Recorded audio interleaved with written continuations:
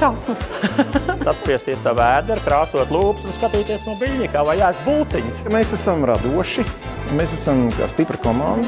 Es jūtos kā mājās, es jūtos savādāk, es pilnīgi cits cilvēks esmu, ja? Manuprāt, ka ļoti progresīva skola. Es domāju, ka neviens līdzā nestāv. Te ir labākie pasniedzēji, labākie instruktori, labākā vadība. Nebaidamies eksperimentēt. Te kolektīvs liels, te nav tā, ka tu viens pats visu dara, vai ne? Man aizrauj to, ka manējie kursanti būs satiksmē, un es uzskatu, ka tie būs labākie. Mēs gribam atrast pēc iespējas labāku veidu, lai cilvēkam likt justies droši uz ceļa. Viņi ir virzīti uz rezultātu, ne tikai uz savu autoskolu, bet arī uz kursanta.